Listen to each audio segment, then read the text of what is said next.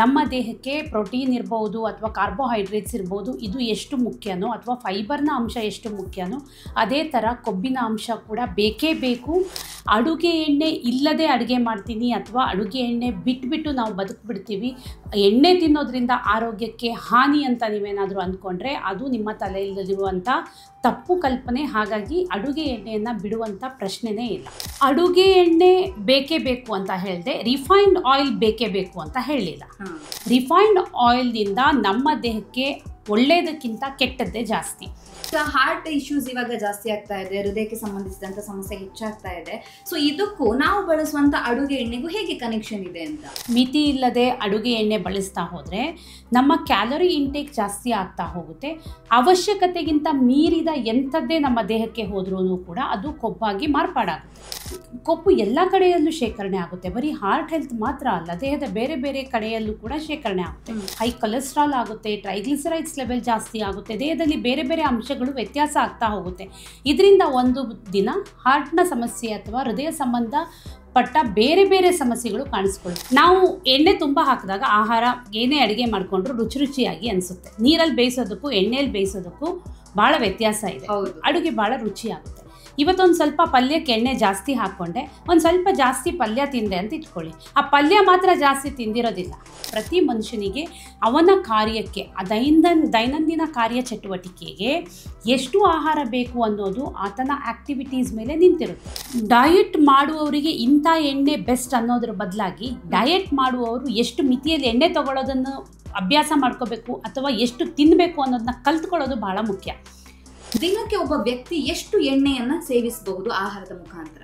ತಿಂಗಳು ಹೋಗಿ ಎಣ್ಣೆ ಉಪಯೋಗಿಸ್ಬೇಕು, ತಿಂಗಳು ತರಬೇಕು, ಅದಕ್ಕೆ ತುಂಬ ದುಡ್ಡು ಸುರಿಯೋಕ್ಕಾಗಲ್ಲ ಅಂಥೇಳಿ ಅದನ್ನು ಹೋಗಿ ತೊಗೊಂಡು ಬರ್ತೀರಾ. ಬಟ್ ಆ ರಿಫೈನ್ಡ್ ಪ್ರೋಸೆಸ್ಸಲ್ಲಿ ನೀವು ಮನೆಗೆ ಬರೀ ಎಣ್ಣೆನ ಮಾತ್ರ ತಂದಿರೋದಿಲ್ಲ, ಅದ್ರ ಜೊತೆ ಕಾಯಿಲೆನೂ ಮನೆಯೊಳಗೆ ತೊಗೊಂಡ್ಬರ್ತೀರಿ. ಈಗ ಗಾಣದ ಎಣ್ಣೆ ಹಾಗೇನೆ ರಿಫೈನ್ಡ್ ಆಯಿಲ್ಗೆ ಡಿಫ್ರೆನ್ಸ್ ಯಾವ ರೀತಿಯಾಗಿರುತ್ತೆ? ಆ ಎಣ್ಣೆ ಯಾಕೆ ಅಷ್ಟು ಚೆನ್ನಾಗಿ ಬಾಳಿಕೆ ಬರುತ್ತೆ ಅಂತಂದರೆ ಎಣ್ಣೆಯನ್ನು ಪ್ರೋಸೆಸ್ ಮಾಡಿರುವಂಥ ರೀತಿ ಹಾಗೆ ಇರುತ್ತೆ. ಅದರಲ್ಲಿರುವಂಥ ಹಾಳಾಗಲಿಕ್ಕೆ ಬೇಕಾಗುವಂಥ ಎಲ್ಲ ನ್ಯೂಟ್ರಿಯನ್ಸ್ ಏನೇನಿದೆ ಅದನ್ನೆಲ್ಲ ತೆಗೆದಿಟ್ಟಿರ್ತಾರೆ, ಅದರಲ್ಲಿ ಏನೂ ಉಳ್ಕೊಂಡಿರೋದಿಲ್ಲ. ಗಾಣದ ಎಣ್ಣೆ ಒಂದು ಸ್ವಲ್ಪ ತಿಂಗಳು ಇಟ್ಟ ತಕ್ಷಣ ಅದರಲ್ಲಿ ವಾಸನೆ ಚೇಂಜ್ ಆಗುತ್ತೆ, ಅದರ ಟೇಸ್ಟ್ ಚೇಂಜ್ ಆಗುತ್ತೆ, ಅದರ ಟೆಕ್ಸ್ಚರ್ ಚೇಂಜ್ ಆಗುತ್ತೆ. ನೀವು ಅದನ್ನೆಲ್ಲ ಪ್ರೋಸೆಸಿಂಗಲ್ಲಿ ನೋಡ್ಬೋದು. ಎಣ್ಣೆಯನ್ನು ಮಿತವಾಗಿ ಬಳಸ್ತಾ ಇದ್ರು, ಯಾಕೆಂದರೆ ಹೋಗಿ ನಾವೇ ಮಾಡಿಸ್ಕೊಂಬರ್ಬೇಕಿತ್ತು. ಈಗ ಹಾಗಲ್ಲ, ಅಂಗಡಿಗೆ ಹೋದರೆ ರಿಫೈನ್ಡ್ ಆಯಿಲ್ ಸಿಗುತ್ತೆ, ಎಣ್ಣೆ ಖಾಲಿ ಆಯಿತಾ ಹೋಗಿ ತೊಗೊಂಡು ಬಾ. ಒಂದು ಸಲ ಕಾಯಿಸಿದ ಎಣ್ಣೆಯನ್ನು ಮತ್ತೆ ಉಪಯೋಗಿಸೋದ್ರಿಂದ ಅದರಲ್ಲಿ ಕಾರ್ಸಿನೋಜನ್ಸ್ ಅಥವಾ ನಮ್ಮ ದೇಹಕ್ಕೆ ಕ್ಯಾನ್ಸರ್ ಕೊಡುವಂಥ ಉತ್ಪಾದನೆ ಮಾಡುವಂಥ ಅಂಶಗಳು ಜಾಸ್ತಿ ಆಗುತ್ತೆ ಅಥವಾ ದೇಹದಲ್ಲಿ ಇನ್ಫ್ಲಮೇಷನ್ ಜಾಸ್ತಿ ಮಾಡುವಂಥ ಅಂಶಗಳು ಜಾಸ್ತಿ ಆಗುತ್ತೆ. ಇದು ನಮ್ಮ ದೇಹದಲ್ಲಿ ಕೂದಲಿರ್ಬೋದು, ಚರ್ಮ ಇರ್ಬೋದು ಮತ್ತು ವೈಟಮಿನ್ ಇ ಕಂಟೆಂಟ್. ಈಗ ಚರ್ಮವನ್ನು ಮೇಂಟೈನ್ ಮಾಡಬೇಕು, ಹೇರ್ನ ಮೇಂಟೈನ್ ಮಾಡಬೇಕು ಅಂದರೆ ನಿಮ್ಗೆ ವೈಟಮಿನ್ ಇ ಬೇಕು. ಈ ವೈಟಮಿನ್ ಎ ಎಲ್ಲಿಂದ ಬರುತ್ತೆ? ಫ್ಯಾಟಿಂದ ಬರುತ್ತೆ. ಫ್ಯಾಟ್ ಎಲ್ಲಿದೆ? ಎಣ್ಣೆಯಲ್ಲಿರುತ್ತೆ. ಈ ಎಣ್ಣೆಗಳೆಲ್ಲ ನಮ್ಮ ದೇಹಕ್ಕೆ ಹೋಗಲೇಬೇಕಾಗುತ್ತೆ. ಹಾಗಾಗಿ ಎಣ್ಣೆಯನ್ನು ಕೋಲ್ಡ್ ಪ್ರೆಸ್ ರೂಪದಲ್ಲಿ ಅಥವಾ ಗಾಣದ ಎಣ್ಣೆಯ ರೂಪದಲ್ಲಿ ಯಾವ ಎಣ್ಣೆನಾದರೂ ಉಪಯೋಗಿಸಿ, ಅದರ ಮಿತಿಯಲ್ಲಿ ಉಪಯೋಗಿಸಿ.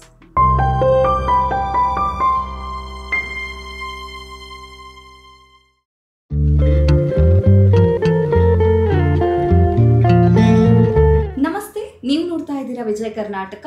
ನಾನು ರಕ್ಷಾ ಕೋಟ್ಯಾನ್. ಇತ್ತೀಚಿನ ದಿನಗಳಲ್ಲಿ ಜನರು ಹೆಲ್ತಿನ ಬಗ್ಗೆ ತುಂಬಾನೇ ಕಾನ್ಷಿಯಸ್ ಆಗಿರ್ತಾರೆ. ಆದರೆ ನಾವು ಹೆಚ್ಚಾಗಿ ನೋಡುವಂಥದ್ದು ನಾವು ತಿನ್ನುವಂಥ ಆಹಾರ ಹಾಗೆಯೇ ಎಕ್ಸಸೈಸ್ನ ಬಗ್ಗೆ ಮಾತ್ರ.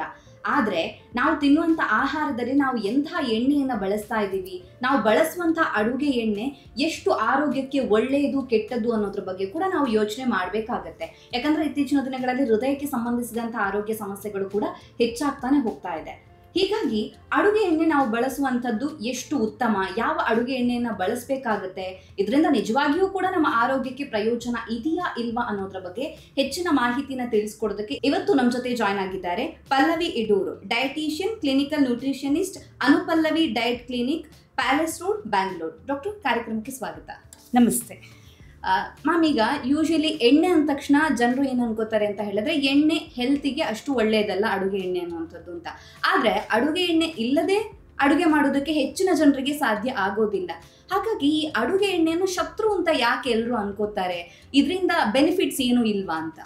ಅಡುಗೆ ಎಣ್ಣೆನ ಶತ್ರು ಅಂತ ಅಂದ್ಕೊಳ್ಳೋದೇ ತಪ್ಪು. ಫಸ್ಟ್ ಆಫ್ ಆಲ್ ಅಡುಗೆ ಎಣ್ಣೆ ಇಲ್ಲದೆ ಅಡುಗೆ ಮಾಡಿದರೆ ನಿಮಗೆ ದೇಹದಲ್ಲಿ ಅಂದರೆ ಬಹಳ ಕಾಲದ ತನಕ ಅಡುಗೆ ಎಣ್ಣೆ ಯೂಸ್ ಮಾಡದೆ ಉಪಯೋಗಿಸ್ದೇ ನೀವು ಅಡುಗೆ ಮಾಡಿಕೊಂಡ್ರೆ ಅಥವಾ ಎಣ್ಣೆಯ ಅಂಶ ಕೊಬ್ಬಿನ ಅಂಶ ದೇಹಕ್ಕೆ ಸೇರದೇ ಇದ್ದರೆ ದೇಹದಲ್ಲಿ ಅನೇಕ ಥರದ ಸಮಸ್ಯೆಗಳು ಕಾಣಿಸ್ಕೊಳ್ಳುತ್ತೆ ಮತ್ತು ಆರೋಗ್ಯದಲ್ಲಿ ಬಹಳ ವ್ಯತ್ಯಾಸ ಕೂಡ ಆಗುತ್ತೆ. ಯಾಕೆಂತಂದರೆ ನಮ್ಮ ದೇಹಕ್ಕೆ ಪ್ರೋಟೀನ್ ಇರ್ಬೋದು ಅಥವಾ ಕಾರ್ಬೋಹೈಡ್ರೇಟ್ಸ್ ಇರ್ಬೋದು, ಇದು ಎಷ್ಟು ಮುಖ್ಯನೋ ಅಥವಾ ಫೈಬರ್ನ ಅಂಶ ಎಷ್ಟು ಮುಖ್ಯನೋ ಅದೇ ಥರ ಕೊಬ್ಬಿನ ಅಂಶ ಕೂಡ ಬೇಕೇ ಬೇಕು.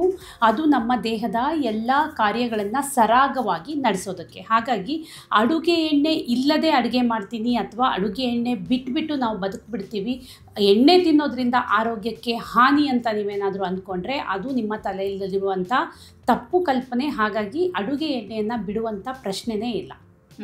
ಅಡುಗೆ ಎಣ್ಣೆ ಬೇಕೇ ಬೇಕಾಗುತ್ತೆ, ಹೆಲ್ತ್ಗೂ ಕೂಡ ಬೆನಿಫಿಟ್ಸ್ ಇದೆ ಅಂತ. ಆದರೆ ಇವಾಗ ನೋಡೋದಾದ್ರೆ ನಾವು ರಿಫೈನ್ಡ್ ಆಯಿಲ್ ಅನ್ನುವಂಥದ್ದು ಹೆಚ್ಚಾಗಿ ಮಾರ್ಕೆಟ್ನಲ್ಲಿ ಇರೋವಂಥದ್ದು, ಹಾಗೆಯೇ ಹೆಚ್ಚು ಜನ ಯೂಸ್ ಮಾಡ್ತಾರೆ ಕೂಡ. ಇದು ಹೆಲ್ತ್ಗೆ ಏನಾದರೂ ಹಾರ್ಮ್ ಮಾಡುತ್ತಾ? ಇದರಿಂದ ಏನಾದರೂ ಆರೋಗ್ಯ ಸಮಸ್ಯೆ ಬರುತ್ತಾ ಅಂತ? ಅಡುಗೆ ಎಣ್ಣೆ ಬೇಕೇ ಬೇಕು ಅಂತ ಹೇಳಿದೆ, ರಿಫೈನ್ಡ್ ಆಯಿಲ್ ಬೇಕೇ ಬೇಕು ಅಂತ ಹೇಳಲಿಲ್ಲ. ಅಡುಗೆ ಎಣ್ಣೆಗೂ ರಿಫೈನ್ಡ್ ಆಯಿಲನ್ನೇ ಉಪಯೋಗಿಸಬೇಕಾದಂಥ ಅನಿವಾರ್ಯತೆ ಇತ್ತೀಚಿನ ದಿನಗಳಲ್ಲಿ ಎಕನಾಮಿಕಲ್ ಬೇಸಿಸ್ ಮೇಲೆ ಜನ ಉಪಯೋಗಿಸೋದಕ್ಕೆ ಶುರು ಮಾಡಿರುವಂಥದ್ದು ಮತ್ತು ಇತ್ತೀಚಿನ ದಿನಗಳಲ್ಲಿ ಮಾರ್ಕೆಟಲ್ಲಿ ಅದರ ಬಳಕೆ ಅಥವಾ ಅದರ ಅವೈಲಬಿಲಿಟಿ ಜಾಸ್ತಿ ಆಗಿರೋದ್ರಿಂದ ಮತ್ತು ಅದು ಕಡಿಮೆ ಬೆಲೆಗೆ ಸಿಗೋದ್ರಿಂದ ರಿಫೈನ್ಡ್ ಆಯಿಲನ್ನು ಜನರು ಎಕನಾಮಿಕಲ್ ಪರ್ಪಸ್ಗೆ ರಿಫೈನ್ಡ್ ಆಯಿಲನ್ನು ಜಾಸ್ತಿ ಪ್ರಿಫರ್ ಮಾಡ್ತಾರೆ ಅನ್ನೋದು ಬಿಟ್ಟರೆ, ರಿಫೈನ್ಡ್ ಆಯಿಲ್ನಿಂದ ನಮ್ಮ ದೇಹಕ್ಕೆ ಒಳ್ಳೆಯದಕ್ಕಿಂತ ಕೆಟ್ಟದ್ದೇ ಜಾಸ್ತಿ. ಯಾಕೆ ಅಂತಂದರೆ ರಿಫೈನ್ಡ್ ಆಯಿಲಲ್ಲಿರುವಂಥ ಕಂಟೆಂಟ್ ಮತ್ತು ಅದು ನಮಗೆ ಕೊಡುವಂಥದ್ದು, ಅದು ನಮ್ಮ ದೇಹಕ್ಕೆ ಸೇರೋದ್ರಿಂದ ಆಗುವಂಥ ಸಮಸ್ಯೆಗಳೇನಿದೆ ಅದು ನಮ್ಮ ದೇಹಕ್ಕೆ ಒಳ್ಳೆಯದಲ್ಲ. ಆದ್ದರಿಂದ ರಿಫೈನ್ಡ್ ಆಯಿಲನ್ನು ಆದಷ್ಟು ಅವಾಯ್ಡ್ ಮಾಡಬೇಕಾಗತ್ತೆ, ಎಣ್ಣೆಯನ್ನು ಅವಾಯ್ಡ್ ಮಾಡೋದಲ್ಲ. ಓಕೆ, ಹಾಗಾಗಿ ರಿಫೈನ್ಡ್ ಆಯಿಲ್ ಅನ್ನು ಬಳಸುವಂಥದ್ದು ನಮ್ಮ ಆರೋಗ್ಯಕ್ಕೆ ಹೆಲ್ತ್ ಪ್ರಾಬ್ಲಮ್ ಅನ್ನ ತಂದಿರುತ್ತೆ, ಖಂಡಿತ ತಂದಿರುತ್ತೆ. ಈಗ ಹಾರ್ಟ್ ಇಶ್ಯೂಸ್ ಇವಾಗ ಜಾಸ್ತಿ ಆಗ್ತಾ ಇದೆ, ಹೃದಯಕ್ಕೆ ಸಂಬಂಧಿಸಿದಂಥ ಸಮಸ್ಯೆ ಹೆಚ್ಚಾಗ್ತಾ ಇದೆ. ಸೊ ಇದಕ್ಕೂ ನಾವು ಬಳಸುವಂಥ ಅಡುಗೆ ಎಣ್ಣೆಗೂ ಹೇಗೆ ಕನೆಕ್ಷನ್ ಇದೆ ಅಂತ? ಹಾರ್ಟ್ ಹೆಲ್ತ್ಗೂ ಮತ್ತು ಅಡುಗೆ ಎಣ್ಣೆಗೂ ಬಹಳ ಒಳ್ಳೆಯ ಕನೆಕ್ಷನ್ ಇದೆ ಅಂತ ಹೇಳ್ಬೋದು. ಆದರೆ ಹಾರ್ಟ್ ಹೆಲ್ತ್ ಅನ್ನೋದು ಬರೀ ಅಡುಗೆ ಎಣ್ಣೆ ಒಂದರಿಂದನೇ ಹಾಳಾಗುತ್ತೆ ಅನ್ನೋದು ಕೂಡ ತಪ್ಪು ಕಲ್ಪನೆ. ಓಕೆ, ಅಡುಗೆ ಎಣ್ಣೆ ಒಂದರಿಂದನೇ ಹಾರ್ಟ್ ಹೆಲ್ತ್ ಹಾಳಾಗೋದಿಲ್ಲ. And at the same time ಅಡುಗೆ ಎಣ್ಣೆಯನ್ನು ಮಿತಿ ಇಲ್ಲದೆ ಬಳಸೋದ್ರಿಂದ ಕೂಡ ಹಾರ್ಟ್ ಹೆಲ್ತ್ ಹಾಳಾಗುತ್ತೆ.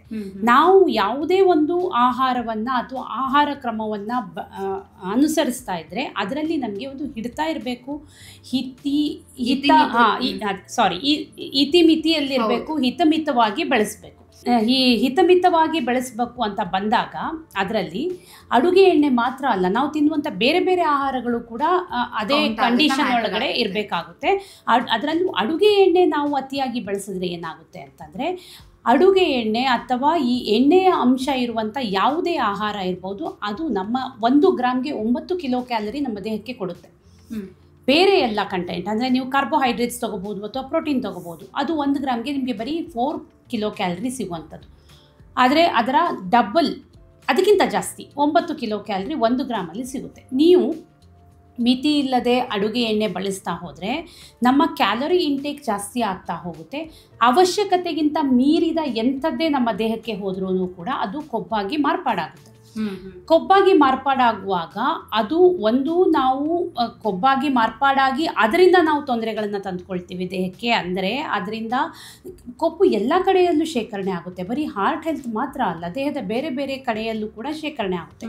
ಅದು ಒಂದು ಸಮಸ್ಯೆ. ಎರಡನೇ ಸಮಸ್ಯೆ ಏನಂದರೆ, ಎಣ್ಣೆಯಲ್ಲಿರುವಂಥ ನಾವು ಬಳಸುವ ರೂಪ ಮತ್ತು ರೇಖೆ, ಯಾವ ರೀತಿಯಲ್ಲಿ ನಾವು ಅಡುಗೆ ಎಣ್ಣೆಯನ್ನು ಉಪಯೋಗಿಸ್ತಾ ಹೋಗ್ತೀವಿ ಅನ್ನೋದರ ಮೂಲಕ ಅಡುಗೆ ಎಣ್ಣೆಯಲ್ಲಿನ ವ್ಯತ್ಯಾಸಗಳು ನಮ್ಮ ಆರ್ಟರಿಗೆ ಬಹಳ ತೊಂದರೆ ಮಾಡ್ತಾ ಹೋಗುತ್ತೆ. ಅಂದರೆ ಆರ್ಟರೀಸನ್ನು ಬ್ಲಾಕ್ ಮಾಡೋದರಲ್ಲಿ ಅದರ ಪಾತ್ರ ಬಹಳ ದೊಡ್ಡದಿರುತ್ತೆ. ಈಗ ಆರ್ಟ್ರಿ ಬ್ಲಾಕ್ ಆಗ್ತಾ ಹೋದರೆ ಎಗೇನ್ ನಮಗೆ ಹೈ ಬ್ಲಡ್ ಪ್ರೆಷರ್ ಬರ್ಬೋದು, ಹೈಪರ್ ಟೆನ್ಷನ್ ಬರ್ಬೋದು, ಅಥವಾ ಹೈ ಕೊಲೆಸ್ಟ್ರಾಲ್ ಆಗುತ್ತೆ, ಟ್ರೈಗ್ಲಿಸರೈಡ್ಸ್ ಲೆವೆಲ್ ಜಾಸ್ತಿ ಆಗುತ್ತೆ, ದೇಹದಲ್ಲಿ ಬೇರೆ ಬೇರೆ ಅಂಶಗಳು ವ್ಯತ್ಯಾಸ ಆಗ್ತಾ ಹೋಗುತ್ತೆ.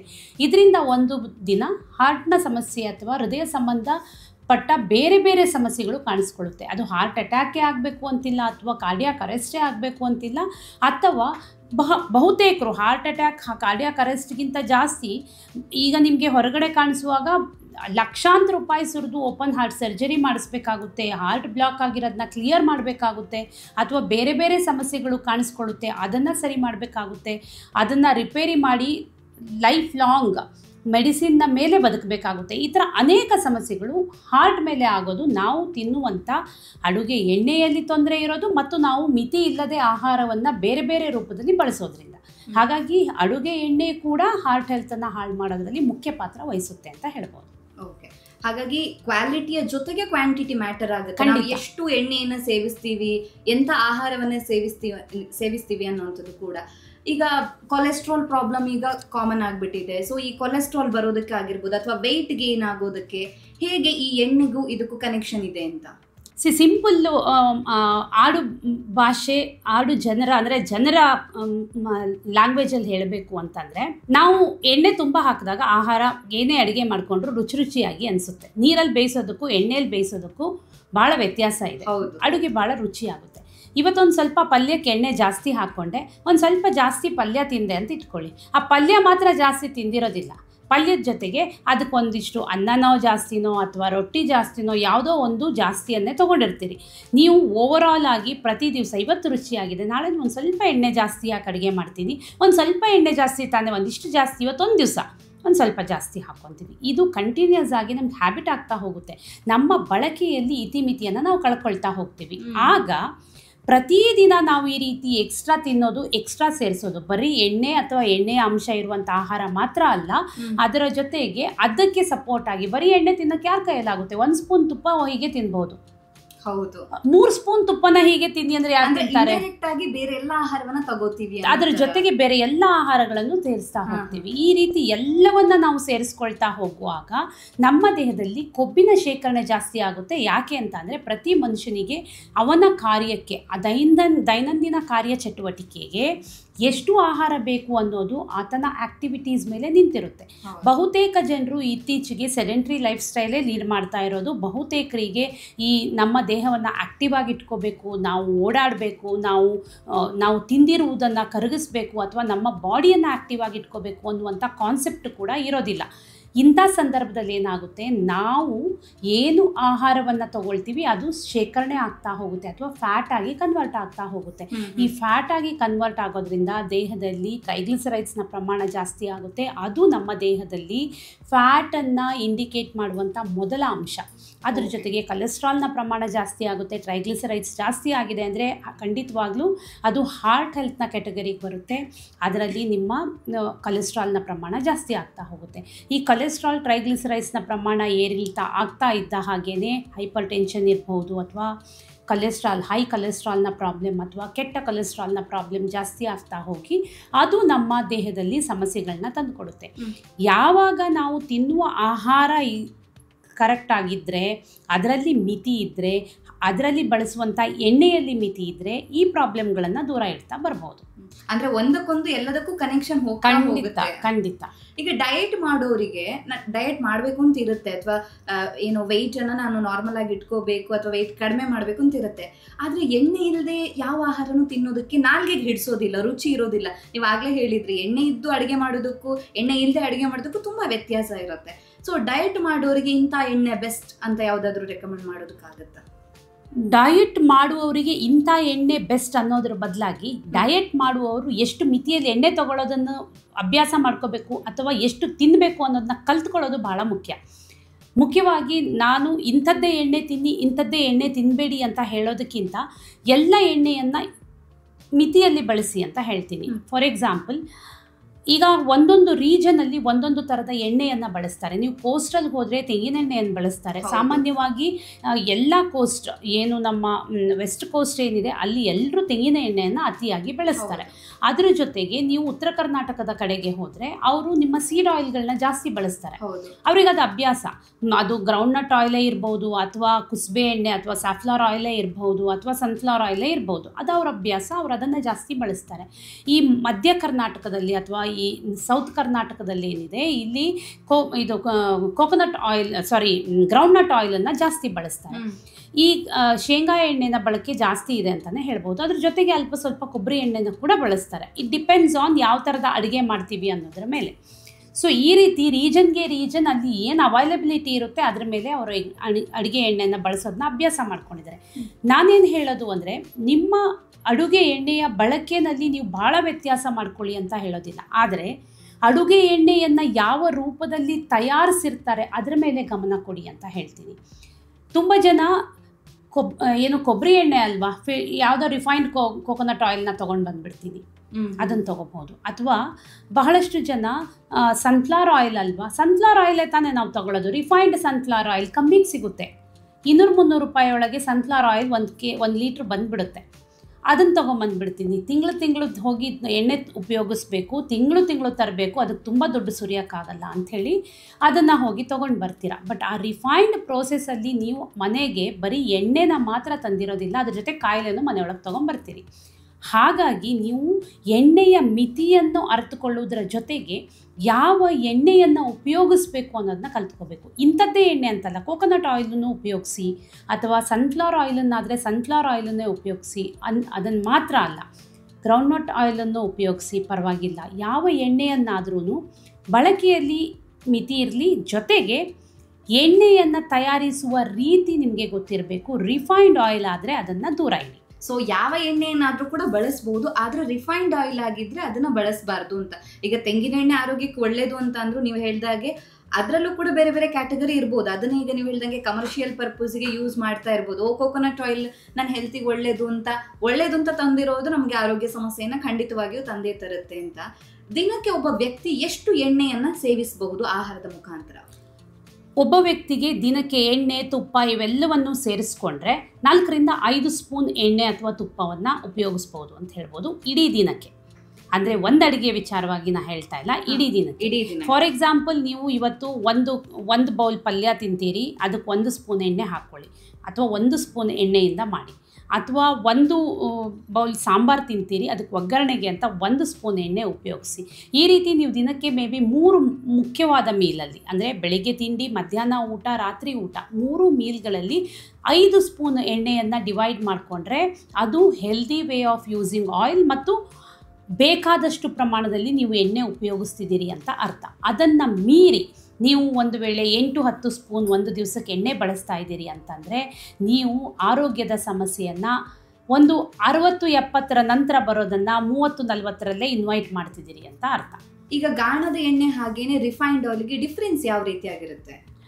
ಗಾಣದ ಎಣ್ಣೆ ಮತ್ತು ರಿಫೈನ್ಡ್ ಆಯಿಲ್ ಎರಡರ ಪ್ರೋಸೆಸಿಂಗ್ ಬಹಳ ವ್ಯತ್ಯಾಸ ಇರುತ್ತೆ. ಗಾಣದ ಎಣ್ಣೆ ಅನ್ನೋದನ್ನು ನಾವು ಗಾಣದಲ್ಲಿ ಟ್ರೆಡಿಷ್ನಲ್ ಗಾಣ ಅಥವಾ ಅದನ್ನು ಎಣ್ಣೆಯನ್ನು ತೆಗೆಯುವಂಥ ಪ್ರೋಸೆಸ್ ಏನಿದೆ ಅದು ಟ್ರೆಡಿಷ್ನಲ್ ಪ್ರೋಸೆಸ್. ಅದರಲ್ಲಿ ಯಾವುದೇ ಥರದ ಪ್ರೊಸೆಸರ್ಗೆ ಅದನ್ನು ಪ್ರೋಸೆಸ್ ಮಾಡೋದಕ್ಕೆ ಯಾವುದೇ ಥರದ ಎಕ್ಸ್ಟ್ರಾ ಇಂಗ್ರೀಡಿಯೆಂಟ್ ಹಾಕೋದಿಲ್ಲ. ಎಣ್ಣೆಯನ್ನು ಆ ಕಂಟೆಂಟಿಂದ, ಈಗ ತೆಂಗಿನಕಾಯಿ ಅಂದರೆ ತೆಂಗಿನಕಾಯಿಂದ ಎಣ್ಣೆ ತೆಗಿತಾರೆ, ಗ್ರೌಂಡ್ ನಟ್ ಅಥವಾ ಶೇಂಗಾ ಬೀಜ ಅಂದರೆ ಶೇಂಗಾ ಬೀಜದಿಂದ ಎಣ್ಣೆ ತೆಗಿತಾರೆ, ಅದಕ್ಕೆ ಬೇರೆ ಏನು ಪ್ರೊಸೆಸಿಂಗ್ಗೆ ಬೇರೆ ಏನನ್ನೂ ಹಾಕೋದಿಲ್ಲ. ಆದರೆ ರಿಫೈನ್ಡ್ ಆಯಿಲ್ ಮಾಡುವಾಗ ಅದನ್ನು ಹೈಡ್ರೋಜನ್ ಪ್ರೊಸೆಸ್ಸಲ್ಲಿ ತೆಗಿತಾರೆ. ಅಂದರೆ ಆ ಪ್ರೋಸೆಸ್ ಮಾಡುವಾಗ ಸಿಕ್ಕಾಪಟ್ಟೆ ಕೆಮಿಕಲನ್ನು ಉಪಯೋಗಿಸ್ತಾರೆ. ಈ ಕೆಮಿಕಲ್ ಏನು ಉಪಯೋಗಿಸಿರ್ತಾರೆ ಆ ಕೆಮಿಕಲ್ ಆ ಎಣ್ಣೆ ಒಳಗೆ ಸೇರಿಕೊಳ್ಳುತ್ತೆ. ಅದು ಪ್ರೋಸೆಸ್ ಮಾಡುವಾಗ ಮತ್ತು ಅದರ ಶೆಲ್ಫ್ ಲೈಫನ್ನು ಮೇಂಟೈನ್ ಮಾಡಬೇಕಾಗಿರೋದ್ರಿಂದ ಅದಕ್ಕೆ ಅವುಗಳ ಅವಶ್ಯಕತೆ ಇರುತ್ತೆ ಮತ್ತು ಬಹಳ ಕಾಲ ಇಟ್ಟರೂ ಕೂಡ ಎಣ್ಣೆ ಏನೂ ವ್ಯತ್ಯಾಸ ಆಗೋದಿಲ್ಲ. ನೀವು ಇವತ್ತು ತೊಗೊಂಡಿರುವಂಥ ಎಣ್ಣೆ ಇನ್ನೊಂದು ವರ್ಷ ಬಿಟ್ಟು ಉಪಯೋಗಿಸಿದ್ರೂ ಕೂಡ ನಿಮಗೇನು ವ್ಯತ್ಯಾಸ ಏನು ಆಗಿರೋದಿಲ್ಲ. ಆ ಎಣ್ಣೆ ಯಾಕೆ ಅಷ್ಟು ಚೆನ್ನಾಗಿ ಬಾಳಿಕೆ ಬರುತ್ತೆ ಅಂತಂದರೆ ಎಣ್ಣೆಯನ್ನು ಪ್ರೋಸೆಸ್ ಮಾಡಿರುವಂಥ ರೀತಿ ಹಾಗೆ ಇರುತ್ತೆ. ಅದರಲ್ಲಿರುವಂಥ ಹಾಳಾಗಲಿಕ್ಕೆ ಬೇಕಾಗುವಂಥ ಎಲ್ಲ ನ್ಯೂಟ್ರಿಯೆಂಟ್ಸ್ ಏನೇನಿದೆ ಅದನ್ನೆಲ್ಲ ತೆಗೆದಿಟ್ಟಿರ್ತಾರೆ, ಅದರಲ್ಲಿ ಏನೂ ಉಳ್ಕೊಂಡಿರೋದಿಲ್ಲ. ಜೊತೆಗೆ ಎಣ್ಣೆ ಹಾಳಾಗದೇ ಇರೋ ಹಾಗೆ, ಕೆಡದೇ ಇರೋ ಹಾಗೆ ಅದನ್ನು ಮೇಂಟೈನ್ ಮಾಡಲಿಕ್ಕೆ ಕೂಡ ಒಂದಿಷ್ಟು ಕೆಮಿಕಲ್ಸನ್ನು ಅದರೊಳಗಡೆ ಸೇರಿಸಿರ್ತಾರೆ. ಹೀಗೆ ಸೇರಿಸಿರೋದ್ರಿಂದ ಏನಾಗುತ್ತೆ, ನಿಮ್ಗೆ ಎಣ್ಣೆ ಬಹಳ ಕಾಲ ಬಾಳಿಕೆ ಬರುತ್ತೆ. ಅದೇ ನೀವು ಗಾಣದ ಎಣ್ಣೆ ತಂದಾಗ ನಿಮಗೆ ಗೊತ್ತಾಗುತ್ತೆ, ಗಾಣದ ಎಣ್ಣೆ ಒಂದು ಸ್ವಲ್ಪ ತಿಂಗಳು ಇಟ್ಟ ತಕ್ಷಣ ಅದರಲ್ಲಿ ವಾಸನೆ ಚೇಂಜ್ ಆಗುತ್ತೆ, ಅದರ ಟೇಸ್ಟ್ ಚೇಂಜ್ ಆಗುತ್ತೆ, ಅದರ ಟೆಕ್ಸ್ಚರ್ ಚೇಂಜ್ ಆಗುತ್ತೆ. ನೀವು ಅದನ್ನೆಲ್ಲ ಪ್ರೊಸೆಸಿಂಗಲ್ಲಿ ನೋಡ್ಬೋದು. ಅಂದರೆ ಅದನ್ನು ತಂದಿಟ್ಟು ಮನೇಲಿ ಇಟ್ಕೊಂಡು ಅವ್ರಿಗೆ ಖಂಡಿತವಾಗ್ಲೂ ಗೊತ್ತಿರುತ್ತೆ ಎಣ್ಣೆ ಎಷ್ಟು ಪ್ಯೂರ್ ಇರುತ್ತೆ, ಎಣ್ಣೆ ಎಷ್ಟು ಕೆಟ್ಟದಾಗಿರುತ್ತೆ ಅನ್ನೋದು. ಹಾಗಾಗಿ ಗಾಣದ ಎಣ್ಣೆ ಯಾವತ್ತಿದ್ರೂ ಒಂದು ಒಳ್ಳೆಯ ರೀತಿಯ ಎಣ್ಣೆಯನ್ನು ತೆಗೆಯುವಂಥ ಒಂದು ಪ್ರೊಸೆಸಿಂಗ್ ಮೆಥಡ್ ಅಂತ ಹೇಳ್ಬೋದು. ಈ ರಿಫೈನ್ಡ್ ಆಯಿಲಲ್ಲಿ ನಿಮಗೆ ಕೆಟ್ಟದ್ದು ಬಿಟ್ಟು ಇನ್ನೇನು ದೇಹಕ್ಕೆ ಸೇರೋದಿಲ್ಲ. ಆದರೆ ಒಂದು ಅಡ್ವಾಂಟೇಜ್ ರಿಫೈನ್ಡ್ ಆಯಿಲಲ್ಲಿ ಏನು ಅಂದರೆ ಅದರ ಸ್ಮೋಕಿಂಗ್ ಪಾಯಿಂಟ್ ಏನಿದೆ ಅದು ಹೈ ಇರುತ್ತೆ. ಅದನ್ನು ಹೈ ಆಗಿ ಇಟ್ಟಿರ್ತಾರೆ, ಯಾಕೆಂದರೆ ಅದರಲ್ಲಿರುವಂಥ ಕಂಟೆಂಟ್ ಎಲ್ಲ ಹೋಗಿರುತ್ತೆ. ಸ್ಮೋಕ್ ಆಗುವಂಥ ಕಂಟೆಂಟ್ಗಳನ್ನ ತೆಗೆದಿರೋದ್ರಿಂದ ನೀವು ಅದನ್ನ ಎಷ್ಟೇ ಬಿಸಿ ಮಾಡಿದ್ರೂ ನಿಮಗೆ ಅದರಿಂದ ಸ್ಮೋಕಿಂಗ್ ಪಾಯಿಂಟ್ ಏರೋದಿಲ್ಲ, ಅಥವಾ ಹೊಗೆ ಬರೋದು ಅಥವಾ ಎಣ್ಣೆ ಹಾಳಾಗೋದು ಈ ಥರದ ಸಮಸ್ಯೆಗಳು ಕಾಣಿಸ್ಕೊಳ್ಳೋದಿಲ್ಲ. ಹಾಗಾಗಿ ಬಹುತೇಕರು ರಿಫೈನ್ಡ್ ಆಯಿಲನ್ನು, ಅದರಲ್ಲೂ ಹೊರಗಡೆ ಫುಡ್ಡಲ್ಲಿ ಏನು ಸ್ಟ್ರೀಟ್ ಫುಡ್ ಇರ್ಬೋದು, ಹೊರಗಡೆ ಹೋಟೆಲ್ನಲ್ಲಿರ್ಬೋದು, ಅಂಥ ಕಡೆ ಇಂಥ ರಿಫೈನ್ಡ್ ಆಯಿಲನ್ನು ಜಾಸ್ತಿ ಬಳಕೆ ಮಾಡ್ತಾರೆ.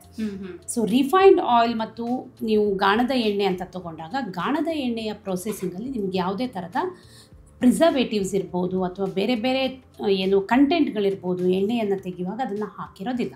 ಸೊ ಆರೋಗ್ಯ ಪ್ರಯೋಜನ ಗಾಣದ ಎಣ್ಣೆ ಖಂಡಿತವಾಗ್ಲೂ ಗಾಣದ ಎಣ್ಣೆಯಲ್ಲೇ ಜಾಸ್ತಿ ಇರುವಂಥದ್ದು. ಬಹುಶಃ ಅದೇ ಕಾರಣಕ್ಕೋಸ್ಕರ ಅನ್ಸುತ್ತೆ ಹಿಂದಿನ ಕಾಲದಲ್ಲಿ ಆರೋಗ್ಯ ಚೆನ್ನಾಗಿನೇ ಇತ್ತು, ಅವರಿಗೆ ರಿಫೈನ್ಡ್ ಆಯಿಲ್ ಅಂದ್ರೆ ಏನು ಅಂತ ಗೊತ್ತಿರ್ಲಿಕ್ಕಿಲ್ಲ, ಅವರು ಉಪಯೋಗಿಸ್ತಾ ಇದ್ದಂಥದ್ದು ಗಾಣದ ಎಣ್ಣೆ ಆಗಿತ್ತು. ಹೌದು, ರಿಫೈನ್ಡ್ ಆಯಿಲ್ ಇರಲೇ ಇಲ್ಲ. ರಿಫೈನ್ಡ್ ಆಯಿಲ್ನ ಮಾರ್ಕೆಟ್ ನೋಡಿದ್ರೆ ನೀವು ಇತ್ತೀಚೆಗೆ ಒಂದು 20-25 ವರ್ಷದಿಂದ ಅದರ ಮಾರ್ಕೆಟ್ ಜಾಸ್ತಿ ಆಗಿರೋಂಥದ್ದು. ಅದಕ್ಕಿಂತ ಮುಂಚೆ ರಿಫೈನ್ಡ್ ಆಯಿಲ್ ಇರಲಿಲ್ಲ.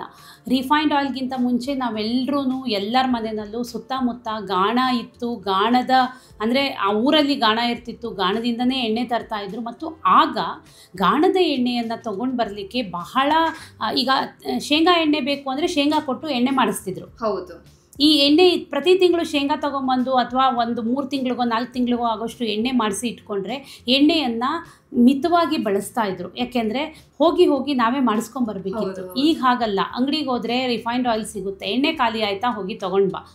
ಅದು ರೇಟು ಇದಕ್ಕೆ ಕಂಪೇರ್ ಮಾಡಿದ್ರೆ ಭಾಳ ಕಮ್ಮಿಗೆ ಸಿಗುತ್ತೆ. ಹಾಗಾಗಿ ಎಣ್ಣೆಯ ಬಳಕೆಯಲ್ಲೂ ಕೂಡ ಮಿತಿ ಹೊರಟೋಗಿದೆ.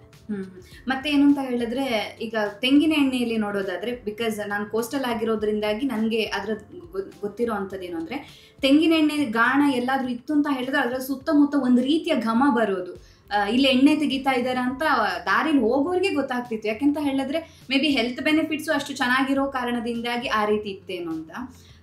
ಮೇಡಮ್, ಈಗ ಒಂದು ಎಣ್ಣೆಯನ್ನು ಎಷ್ಟು ಸತಿ ಬಿಸಿ ಮಾಡಿ ನಾವು ಉಪಯೋಗ ಮಾಡಬಹುದು ಅಂತ? ಯಾಕೆಂತ ಹೇಳಿದ್ರೆ ಯಾವುದಾದ್ರೂ ಒಂದು ತಿಂಡಿಯನ್ನು ಮಾಡ್ತೀವಿ ಅಂತ ಹೇಳಿದ್ರೆ ಅಥವಾ ಏನೋ ಒಂದು ಕರಿ ಮಾಡ್ತೀವಿ ಅಂತ ಹೇಳಿದಾಗ ಒಂದು ಎಣ್ಣೆನ 2 ಸತಿ ಬಳಸ್ತಾರೆ, 3 ಸತಿ ಬಳಸ್ತಾರೆ. ಇವನ್ ಮನೇಲಾದ್ರೂ ಕೂಡ 1 ಸತಿ ಮಾಡಿ ಅದನ್ನು ಚೆಲ್ಲೋರು ತುಂಬ ರೇರ್ ಇರ್ತಾರೆ. ಅಯ್ಯೋ ಒಂದೇ ಸತಿಗೆ ಚೆಲ್ ಬಿಡ್ಬೇಕಾ ಅನ್ನೋದೊಂದು ಇರುತ್ತೆ. ಸೊ ಎಷ್ಟು ಸತಿ ಬಳಸಬಹುದು? ಒಂದು ಎಣ್ಣೆನ ಒಂದೇ ಸಲ ಬಳಸ್ಬೋದು, ಅದಕ್ಕಿಂತ ಜಾಸ್ತಿ ಎಣ್ಣೆ ಬಳಸೋ ಪ್ರಶ್ನೆನೇ ಇಲ್ಲ. ನೀವು ಒಂದು ವೇಳೆ ಯಾವುದಾದ್ರೂ ಕರಿಯೋದು, ಈಗ ಫಾರ್ ಎಕ್ಸಾಂಪಲ್ ಹಪ್ಪಳನೇ ಕರಿತೀರಿ ಅಂತ ಇಟ್ಕೊಳ್ಳಿ. ಒಂದು 4 ಹಪ್ಪಳ ಕರಿಯೋದಕ್ಕೆ ನಿಮಗೆ ಒಂದು 3 ಸ್ಪೂನ್ ಎಣ್ಣೆ ಹಿಡಿಯುವಂಥ ಒಂದು ಕಡಾಯಿಯಲ್ಲಿ ಎಣ್ಣೆ ಹಾಕಿ, ಚಿಕ್ಕ ಕಡಾಯಿಯಲ್ಲಿ ಎಣ್ಣೆ ಹಾಕಿ, ಅದಕ್ಕಾಗುವಷ್ಟೇ ಎಣ್ಣೆ ಹಾಕಿ ಒಂದ್ಸಲ ಹಪ್ಪಳ ಕರೆದ್ರೆ ಆಮೇಲೆ ಅದನ್ನು ಚೆಲ್ಲಬೇಕು. ಆ ಎಣ್ಣೆನ ಮತ್ತೆ ಉಪಯೋಗಿಸುವಂಥ ಪ್ರಶ್ನೆನೇ ಇಲ್ಲ. ಎಣ್ಣೆಯನ್ನು ರೀಯೂಸ್ ಮಾಡುವಂಥದ್ದು ಅಥವಾ ಕಾಯಿಸಿದ ಎಣ್ಣೆಯನ್ನು ಮತ್ತೆ ಉಪಯೋಗಿಸೋದ್ರಿಂದ, ನೀವು ಅದು ಗಾಣದ ಎಣ್ಣೆ ಆದರೂ ತೊಗೊಳ್ಳಿ, ಯಾವ ಎಣ್ಣೆ ಆದರೂ ತೊಗೊಳ್ಳಿ, ಒಂದು ಸಲ ಕಾಯಿಸಿದ ಎಣ್ಣೆಯನ್ನು ಮತ್ತೆ ಉಪಯೋಗಿಸೋದ್ರಿಂದ ಅದರಲ್ಲಿ ಕಾರ್ಸಿನೋಜನ್ಸ್ ಅಥವಾ ನಮ್ಮ ದೇಹಕ್ಕೆ ಕ್ಯಾನ್ಸರ್ ಕೊಡುವಂಥ ಉತ್ಪಾದನೆ ಮಾಡುವಂಥ ಅಂಶಗಳು ಜಾಸ್ತಿ ಆಗುತ್ತೆ, ಅಥವಾ ದೇಹದಲ್ಲಿ ಇನ್ಫ್ಲಮೇಷನ್ ಜಾಸ್ತಿ ಮಾಡುವಂಥ ಅಂಶಗಳು ಜಾಸ್ತಿ ಆಗುತ್ತೆ. ಅದು ನಮ್ಮ ದೇಹಕ್ಕೆ ಸೇರಿದಾಗ ನಮ್ಮ ದೇಹದಲ್ಲಿ ಇನ್ಫ್ಲಮೇಷನ್ ಜಾಸ್ತಿ ಆಗುತ್ತೆ. ಇನ್ಫ್ಲಮೇಷನ್ ಜಾಸ್ತಿ ಆಗ್ತಾ ಇದ್ದಂಗೆ ಹಾರ್ಟು ಬ್ಲಾಕ್ ಆಗಲಿಕ್ಕೆ ಶುರು ಆಗುತ್ತೆ, ಹಾರ್ಟಿನ ಸಮಸ್ಯೆಗಳು ಕಾಣಿಸ್ಕೊಳ್ಳುತ್ತೆ. ಅದ್ರ ಜೊತೆಗೆ ಇನ್ಫ್ಲಮೇಷನ್ನ ಪ್ರಮಾಣ ಜಾಸ್ತಿ ಆಗ್ತಾ ಹೋದ ಹಾಗೇ ಕ್ಯಾನ್ಸರ್ನಂಥ ರೋಗಗಳು ಬರುವಂಥ ಚಾನ್ಸಸ್ ಇರುತ್ತೆ. ಡಯಾಬಿಟೀಸ್ ಮತ್ತು ಹೈ ಕೊಲೆಸ್ಟ್ರಾಲ್ ಇರ್ಬೋದು ಅಥವಾ ಹೈಪರ್ ಟೆನ್ಷನ್ ಇರ್ಬೋದು, ಇವೆಲ್ಲ ಬೇಸಿಕ್. ಇವು ಮನೆಯೊಳಗೆ ಇದು ಏನು ನಮ್ಮ ದೇಹದೊಳಗೆ ಬರ್ತಾ ಇದ್ದಾಗೆ ಅವ್ರ ಜೊತೆಗೆ ಮನೆ ಮಂದಿಯೆಲ್ಲ ಬಂದಾಗ ಬೇರೆ ಕಾಯಿಲೆಗಳು ಬರುವಂಥದ್ದು. ಹಾಗಾಗಿ ಬೇಸಿಕ್ ಕಾಯಿಲೆಗಳನ್ನು ನಾನು ಹೇಳ್ತಾನೆ ಇಲ್ಲ, ಅದು ನೀವು ಆಲ್ರೆಡಿ ಅನೇಕ ತಪ್ಪುಗಳಿಂದ ಮನೆಯೊಳಗೆ ತಂದ್ಕೊಂಡಿರ್ತೀರಿ. ಮನೆಯಲ್ಲಿ ಇತ್ತೀಚೆಗೆ ಒಬ್ರಿಗಾದರೂ ಡಯಾಬಿಟೀಸ್ ಇರೋದು ಕಾಮನ್ ಅನಿಸ್ಬಿಟ್ಟಿದೆ. ಇದನ್ನು ಅಷ್ಟೇ ಕಾಮನ್ ಆಗಿ ತೊಗೊತಾರೆ, ಆದರೆ ಅದರಿಂದ ಬರುವಂಥ ಅನೇಕ ಬೇರೆ ಕಾಯಿಲೆಗಳ ಬಗ್ಗೆ ಚಿಂತೆ ಮಾಡಿರೋದಿಲ್ಲ. ಆದರೆ ಈ ರೀತಿ ಎಣ್ಣೆಯನ್ನು, ಕಾಯಿಸಿದ ಎಣ್ಣೆಯನ್ನು ಮತ್ತೆ ಉಪಯೋಗಿಸೋದ್ರಿಂದ ಆ ಎಣ್ಣೆ ಜೊತೆಗೆ ಆರೋಗ್ಯದ ಸಮಸ್ಯೆಗಳು, ಅದರಲ್ಲೂ ಕ್ಯಾನ್ಸರ್ನಂಥ ಸಮಸ್ಯೆಗಳು, ಹೃದಯ ಸಂಬಂಧಿ ಸಮಸ್ಯೆಗಳನ್ನ ಮನೆಯೊಳಗೆ ಅಥವಾ ದೇಹದ ಒಳಗೆ ತಂದ್ಕೊಳ್ತೀರಿ ಅಂತ ಅರ್ಥ.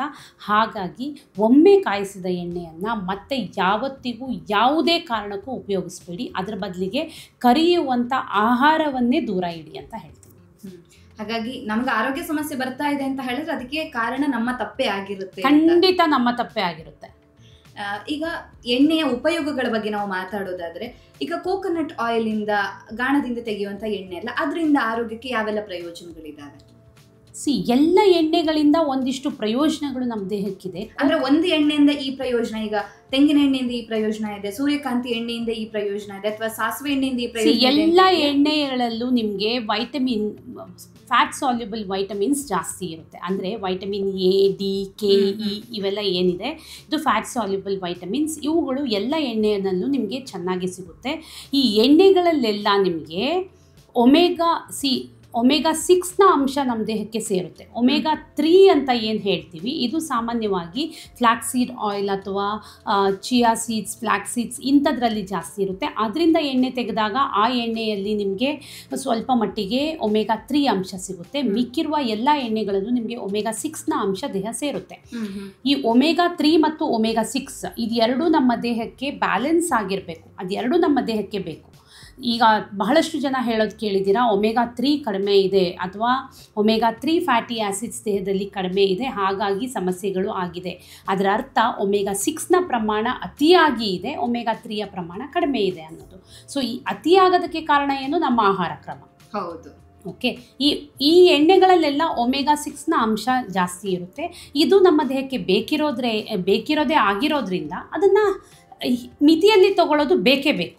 ಜೊತೆಗೆ ಇದರಲ್ಲಿ ನಿಮಗೆ ದೇಹದಲ್ಲಿ ಈಗ ಕೋಕೋನಟ್ ಆಯಿಲ್ ಇರ್ಬೋದು ಅಥವಾ ಗ್ರೌಂಡ್ ನಟ್ ಆಯಿಲ್ ಇರ್ಬೋದು, ಇವುಗಳಲ್ಲೆಲ್ಲ ನಿಮಗೆ ದೇಹದಲ್ಲಿ ಇನ್ಫ್ಲಮೇಷನ್ನ ಜಾಸ್ತಿ ಮಾಡುವಂಥ ಕಂಟೆಂಟ್ಗಳು, ಅದರಲ್ಲೂ ಎಸ್ಪೆಷಲಿ ಗಾಣದ ಎಣ್ಣೆ ಆದ್ದರಿಂದ, ಅಥವಾ ನೀವು ಕೋಲ್ಡ್ ಪ್ರೆಸ್ಡ್ ಆಯಿಲ್ ಅಂತ ಏನು ಹೇಳ್ತೀವಿ ನಾವು, ಗಾಣದ ಎಣ್ಣೆ ಅದರಲ್ಲೂ ಕೋಲ್ಡ್ ಪ್ರೆಸ್ಡ್ ಆಯಿಲ್ ಅಂತ ಏನು ಹೇಳ್ತೀವಿ, ಇದರಲ್ಲಿ ನಿಮಗೆ ಈ ಥರದ ಸಮಸ್ಯೆಗಳು, ದೇಹಕ್ಕೆ ಸಂಬಂಧಪಡುವಂಥ ಇನ್ಫ್ಲಮೇಷನ್ ಇರ್ಬೋದು, ಆ ಥರದ ಸಮಸ್ಯೆಗಳು ಆಗೋದು ಕಡಿಮೆ ಇರುತ್ತೆ, ಆ ಚಾನ್ಸಸ್ ಕಡಿಮೆ ಇರುತ್ತೆ.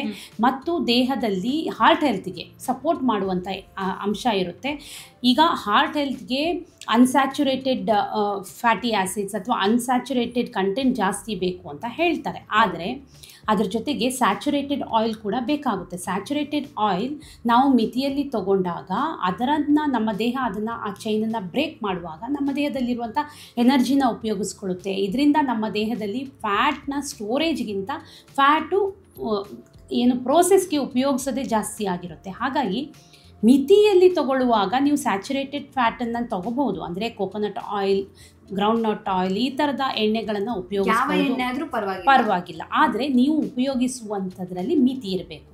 ಹಾಗಾಗಿ ಈಗ ಸನ್ಫ್ಲವರ್ ಆಯಿಲು ಬರುತ್ತೆ. ಸನ್ಫ್ಲವರ್ ಆಯಿಲನ್ನು ಕೋಲ್ಡ್ ಪ್ರೆಸ್ಡ್ ರೀತಿಯಲ್ಲಿ, ಈಗ ಗಾಣದಿಂದ ತೆಗೆಯುವಂಥದ್ದು ಅಥವಾ ಕೋಲ್ಡ್ ಪ್ರೆಸ್ಡ್ ರೀತಿಯಲ್ಲಿ ಸನ್ಫ್ಲವರ್ ಆಯಿಲ್ ಉಪಯೋಗಿಸಿದ್ರೆ ಅದು ಕೂಡ ನಿಮ್ಮ ದೇಹಕ್ಕೆ ಬಹಳ ತೊಂದರೆಗಳನ್ನೇನು ಮಾಡೋದಿಲ್ಲ, ಅದು ಕೂಡ ನಿಮ್ಮ ದೇಹಕ್ಕೆ ಒಳ್ಳೆಯದೇ. ಆದರೆ ನೀವು ಆ ಎಣ್ಣೆಯನ್ನು ರಿಫೈನ್ಡ್ ಫಾರ್ಮಲ್ಲಿ ಉಪಯೋಗಿಸಿದ್ರೆ ಮಾತ್ರ ನಿಮ್ಮ ದೇಹಕ್ಕೆ ತೊಂದರೆ ಆಗುತ್ತೆ ಅಂತ ಹೇಳ್ಬೋದು. ಸೊ ಅದನ್ನು ಯಾವ ರೂಪದಲ್ಲಿ ತೆಗೀತಾರೆ ಅನ್ನೋದು ಅಲ್ಲಿ ಇಂಪಾರ್ಟೆಂಟ್ ಆಗುತ್ತೆ. ಇನ್ನು ನಮ್ಮ ದೇಹದಲ್ಲಿ ಕೂದಲಿರ್ಬೋದು, ಚರ್ಮ ಇರ್ಬೋದು, ಮತ್ತು ವೈಟಮಿನ್ ಇ ಕಂಟೆಂಟ್, ಈಗ ಚರ್ಮವನ್ನು ಮೇಂಟೈನ್ ಮಾಡಬೇಕು, ಹೇರ್ನ ಮೇಂಟೈನ್ ಮಾಡಬೇಕು ಅಂದರೆ ನಿಮ್ಗೆ ವೈಟಮಿನ್ ಇ ಬೇಕು. ಈ ವೈಟಮಿನ್ ಎ ಎಲ್ಲಿಂದ ಬರುತ್ತೆ? ಫ್ಯಾಟಿಂದ ಬರುತ್ತೆ. ಫ್ಯಾಟ್ ಎಲ್ಲಿದೆ? ಎಣ್ಣೆಯಲ್ಲಿರುತ್ತೆ. ಈ ಎಣ್ಣೆಗಳೆಲ್ಲ ನಮ್ಮ ದೇಹಕ್ಕೆ ಹೋಗಲೇಬೇಕಾಗುತ್ತೆ. ಹಾಗಾಗಿ ಎಣ್ಣೆಯನ್ನು ಕೋಲ್ಡ್ ಪ್ರೆಸ್ಡ್ ರೂಪದಲ್ಲಿ ಅಥವಾ ಗಾಣದ ಎಣ್ಣೆಯ ರೂಪದಲ್ಲಿ ಯಾವ ಎಣ್ಣೆನಾದರೂ ಉಪಯೋಗಿಸಿ, ಆದರೆ ಮಿತಿಯಲ್ಲಿ ಉಪಯೋಗಿಸಿ. ಅಡುಗೆ ಎಣ್ಣೆ ಹಾಗೇನೆ ತುಪ್ಪ, ಇವೆರಡರಲ್ಲಿ ಯಾವುದು ಬೆಸ್ಟ್? ತುಪ್ಪ ತುಪ್ಪದಲ್ಲಿ ನಿಮಗೆ ಕೆಸಿನ್ ಇದೆ, ಕೆಸಿನ್ನ ಅಂಶ ಇರುತ್ತೆ. ತುಪ್ಪ ನಮ್ಮ ದೇಹಕ್ಕೆ ಬೇರೆ ಎಣ್ಣೆಯಲ್ಲಿ ನಿಮಗೆ ಆ ಕೆಸಿನ್ನ ಅಂಶ ಸಿಗೋದಿಲ್ಲ, ತುಪ್ಪದಲ್ಲಿ ಅದು ಸಿಗುತ್ತೆ. ಮತ್ತು ತುಪ್ಪ ನಮ್ಮ ದೇಹದಲ್ಲಿ ಒಳ್ಳೆಯ ಫ್ಯಾಟ್ ಕಂಟೆಂಟನ್ನು, ಅದರಲ್ಲೂ ಒಮೆಗಾ 3 ಜಾಸ್ತಿ ಮಾಡುತ್ತೆ. ಒಳ್ಳೆಯ ಫ್ಯಾಟನ್ನು ಸ್ಟೋರೇಜ್ಗೆ, ಒಳ್ಳೆಯ ಫ್ಯಾಟನ್ನು ಉಪಯೋಗಿಸೋದಕ್ಕೆ ಒಳ್ಳೆಯದು. ತುಪ್ಪದಲ್ಲಿ ಇನ್ಫ್ಲಮೇಷನ್ ಕಡಿಮೆ ಇರುತ್ತೆ. ದೇಹದಲ್ಲಿ ನಿಮಗೆ ಬೇರೆ ಬೇರೆ ಇನ್ಫ್ಲಮೇಷನ್ ಆಗೋದು, ಅಥವಾ ಇನ್ಫ್ಲಮೇಷನ್ ಅಂತಂದರೆ ದೇಹದ ಯಾವುದೋ ಒಂದು ಭಾಗದಲ್ಲಿ ಸಮಸ್ಯೆ ಕಾಣಿಸ್ಕೊಳ್ಳೋದು, ಅಥವಾ ಆವಾಗವಾಗ ಹೆಲ್ತ್ ಅಪ್ಸೆಟ್ ಆಗ್ತಾ ಇರೋದು, ದೇಹಕ್ಕೆ ಕೋಲ್ಡ್ ಇರ್ಬೋದು ಅಥವಾ ಫೀವರ್ ಇರ್ಬೋದು, ಅಥವಾ ಇಮ್ಯುನಿಟಿ ವೀಕ್ ಆಗ್ತಾ ಹೋಗೋದು, ಅಂಥದ್ದು ಆಗದೇ ಇರೋ ರೀತಿಯಲ್ಲಿ ನೋಡ್ಕೊಳ್ಳೋದು ಈ ಇನ್ಫ್ಲಮೇಷನ್ ಕಮ್ಮಿ ಇದ್ದಾಗ. ಅದನ್ನು ನೋಡ್ಕೊಳ್ಳಿಕ್ಕೆ ಈ ತುಪ್ಪ ನಮಗೆ ಬಹಳ ಸಹಾಯ ಮಾಡುತ್ತೆ. ಮತ್ತು ನಿಮಗೆ ತುಪ್ಪವನ್ನು ಆಹಾರದಲ್ಲಿ ಉಪಯೋಗಿಸೋದ್ರಿಂದ ಸ್ಕಿನ್ನ ಹೆಲ್ತ್ ಚೆನ್ನಾಗಿರುತ್ತೆ, ಹಾರ್ಟ್ ಹೆಲ್ತ್ ಚೆನ್ನಾಗಿರುತ್ತೆ, ಹೇರ್ ಹೆಲ್ತ್ ಚೆನ್ನಾಗಿರುತ್ತೆ. ಇವೆಲ್ಲವೂ ನಿಮಗೆ ಔಟರ್ ಲೇಯರಲ್ಲಿ ಅನಿಸ್ಬೋದು, ಆದರೆ ಹಾರ್ಟ್ ಅಂತ ಬಂದಾಗ ಖಂಡಿತವಾಗ್ಲೂ ಎಲ್ಲರೂ ಕೇರ್ಫುಲ್ ಆಗಿರ್ತೀರಿ. ಆ ಹಾರ್ಟ್ ಹೆಲ್ತ್ಗೆ ತುಪ್ಪ ಖಂಡಿತವಾಗ್ಲೂ ಒಳ್ಳೆಯದೇ. ಇದು ನಮ್ಮ ದೇಹದ ಎಲ್ಲ ರೀತಿಯ ಸೆಲ್ ಮೆಂಬ್ರೇನ್ ಏನಿದೆ ಅದನ್ನು ಚೆನ್ನಾಗಿಟ್ಕೊಳ್ಳಿಕ್ಕೆ ಕೂಡ ಈ ತುಪ್ಪದ ಕಂಟೆಂಟ್ ಏನಿದೆ ಅದು ಬಹಳ ಸಹಾಯಕಾರಿ. ಆಮೇಲೆ ದೇಹದ ಪ್ರತಿಯೊಂದು ಆರ್ಗನ್ನ ಹೆಲ್ತ್ಗೆ ಕೂಡ ತುಪ್ಪ ಬಹಳ ಸಹಾಯಕಾರಿ, ಬ್ರೈನ್ ಹೆಲ್ತ್ಗೆ ತುಪ್ಪ ಬಹಳ ಸಹಾಯಕಾರಿ. ಹಾಗಾಗಿ ಇವೆಲ್ಲವಕ್ಕೂ ಕಂಪೇರ್ ಮಾಡಿದ್ರೆ ತುಪ್ಪ ಒಂದು ಒಳ್ಳೆಯ ಸೋರ್ಸ್ ಆಫ್ ಆಯಿಲ್ ಅಥವಾ ಫ್ಯಾಟ್ ಅಂತ ಹೇಳ್ಬೋದು. ಅದರ ಉಪಯೋಗ ನೀವು ಜಾಸ್ತಿ ಮಾಡ್ಕೊತಾ ಹೋದರೆ, ಅಂದರೆ ಫಾರ್ ಎಕ್ಸಾಂಪಲ್ ನೀವು 5 ಚಮಚ ಎಣ್ಣೆ ಅಥವಾ ಫ್ಯಾಟನ್ನು, ಆಯಿಲನ್ನು ನಮ್ಮ ದೇಹಕ್ಕೆ ಪ್ರತಿದಿನ ಕೊಡಬೇಕು ಅಂದಾಗ ಅದರಲ್ಲಿ 2 ನೀವು ತುಪ್ಪ ಇಟ್ಟು 3 ಎಣ್ಣೆ ಇಟ್ಕೊಂಡ್ರೆ ಅದು ಒಂಥರ balanced way of using oil and ghee ಅಂತ ಹೇಳ್ಬೋದು. ಆ ರೀತಿ ಉಪಯೋಗಿಸೋದ್ರಿಂದ ದೇಹ ಆರೋಗ್ಯವನ್ನು ಚೆನ್ನಾಗಿಟ್ಕೋಬೋದು. ಸೊ ತುಪ್ಪವನ್ನು ಕೂಡ ಅಡುಗೆಯಲ್ಲಿ ಬಳಸುವಂಥದ್ದು ಉತ್ತಮ ಅಂತ ಹೇಳಿ. ಖಂಡಿತ ಒಳ್ಳೆಯದು. ಸ್ವತಃ ನಾನು ಕೂಡ ತುಪ್ಪನ ಬಹಳ ಉಪಯೋಗಿಸ್ತೀನಿ. ಅಂದರೆ ಯಾವಾಗಲೂ ಒಂದ್ಸತಿ ತುಪ್ಪವನ್ನು ಉಪಯೋಗಿಸೋದು ಅಥವಾ ಪ್ರತಿದಿನ ಅಡುಗೆಗೆ ಅದನ್ನೇ ಪ್ರತಿದಿನ ಅಡುಗೆನಲ್ಲಿ ಬೇರೆಯವ್ರ ಕತೆಗಿಂತ ನನ್ನ ಕತೆ ಹೇಳಿದ್ರೇ ಒಳ್ಳೆಯದು ಅಂದ್ಕೊತೀನಿ. ಪ್ರತಿದಿನ ಅಡುಗೆನಲ್ಲಿ ತುಪ್ಪ ಉಪಯೋಗಿಸ್ತೀನಿ. ಪ್ರತಿದಿನ ನಾನು ತುಪ್ಪನ ತಿಂತೀನಿ. ಹಾಗಾಗಿ ತುಪ್ಪ ಪ್ರತಿದಿನ ತಿಂದು ಏನೂ ಸಮಸ್ಯೆ ಆಗೋದಿಲ್ಲ. ಯಾಕಂದರೆ ಇವಾಗ ರಿಫೈನ್ಡ್ ಆಯಿಲ್ ಹೇಗೆ ಆರೋಗ್ಯಕ್ಕೆ ಕೆಟ್ಟದೋ, ಇವಾಗ ನಾವು ಮಾರ್ಕೆಟಲ್ಲಿ ನೋಡೋದಾದ್ರೆ ತುಪ್ಪದಲ್ಲೂ ಕೂಡ ಕಲಬೆರಕೆ ಇರುತ್ತೆ. ಹೌದು, ನಾವೀಗ ಆರೋಗ್ಯಕ್ಕೆ ಒಳ್ಳೇದು ಅಂತ ತೆಗೆದುಕೊಳ್ಳುವಂಥ ತುಪ್ಪದಲ್ಲೂ ಕೂಡ ಆ ರೀತಿ ಕಲಬೆರಕೆ ಇದ್ದಾಗ ನಾವು ಒಳ್ಳೇದು ಅಂತ ಕೆಟ್ಟದನ್ನೇ ಮತ್ತೆ ಸೇವನೆ ಮಾಡ್ತೀವಲ್ಲ. ಬೆಣ್ಣೆನ ತೊಗೊಂಬನ್ನಿ, ಒಳ್ಳೆಯ ಕ್ವಾಲಿಟಿಯ ಬೆಣ್ಣೆ ತೊಗೊಂಬಂದು ಮನೆಯಲ್ಲಿ ತುಪ್ಪ ಕಾಯಿಸಿ, ಹೊರಗಡೆಯಿಂದ ತರುವಂಥ ಪ್ರಶ್ನೆನೇ ಬರೋದಿಲ್ಲ. ಅಥವಾ ಮನೆಯಲ್ಲೇ ಕೆನೆ ಎತ್ತಿಟ್ಟು ತುಪ್ಪ ಮಾಡ್ಕೊಳ್ಳಿ, ಹೊರಗಡೆಯಿಂದ ತರುವಂಥ ಪ್ರಶ್ನೆನೇ ಬರೋದಿಲ್ಲ. ಇನ್ನು ಒಳ್ಳೆಯ ಕ್ವಾಲಿಟಿ ತುಪ್ಪಗಳು, ಈಗ ನಂದಿನಿ ಅಂತ ತುಪ್ಪಗಳು ಒಳ್ಳೆಯ ತುಪ್ಪಗಳೇ ಬಂದಿರುತ್ತೆ. ಅಂಥ ತುಪ್ಪಗಳನ್ನು ಉಪಯೋಗಿಸಿ. ಆ ತುಪ್ಪಗಳು ನಿಮಗೆ ಸಮಸ್ಯೆ ಆಗೋದಿಲ್ಲ. ಸಾಮಾನ್ಯವಾಗಿ ನಿಮಗೆ ತುಪ್ಪ ನೀವು ನೋಡ್ಬೋದು, ಅದು ಇಟ್ಟಾಗ ಗಟ್ಟಿ ಆಗುತ್ತೆ. ಹಂಗೆ ಗಟ್ಟಿ ಆಗಿದೆ ಅಂತಂದರೆ ತುಪ್ಪ ಚೆನ್ನಾಗಿದೆ ಅಂತ ಅರ್ಥ. ಅಂಥ ತುಪ್ಪಗಳು ಸಮಸ್ಯೆಗಳನ್ನ ತಂದು ಕೊಡೋದಿಲ್ಲ.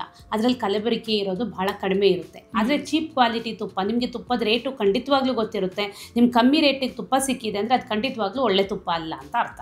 ಇವೆಲ್ಲ ರೀತಿಯನ್ನು ನೀವು ನೋಡ್ಕೊಂಡು ಹೋದರೆ ಖಂಡಿತವಾಗ್ಲೂ ತುಪ್ಪ ನಿಮಗೆ ಈಸಿಲಿ ಅವೈಲೇಬಲ್, ನಿಮ್ಗೆ ಈಸಿಯಾಗಿ ಮಾಡ್ಕೊಳಕ್ಕಾಗುತ್ತೆ. ಮನೆಯಲ್ಲಿ ತಂದು ಮಾಡ್ಕೊಳ್ಳೋದಂತೂ ಇನ್ನೂ ಬೆಸ್ಟ್ ವೇ ಅಂತ ಹೇಳ್ಬೋದು. ಅದನ್ನು ಯಾರಾದರೂ ಮಾಡ್ಬೋದು. ಹಾಗಾಗಿ ನಮಗೆ ಕಡಿಮೆಗೆ ಯಾವುದಾದ್ರೂ ಒಂದು ಆಹಾರ ಪದಾರ್ಥ ಸಿಗ್ತಾ ಇದೆ ಅಂದಾಗ ಅದರಿಂದ ನಮ್ಮ ಆರೋಗ್ಯಕ್ಕೆ ಎಲ್ಲೋ ಒಂದು ಕಡೆ ಏಟಾಗ್ತಿದೆ ಅಂತ ಅರ್ಥ.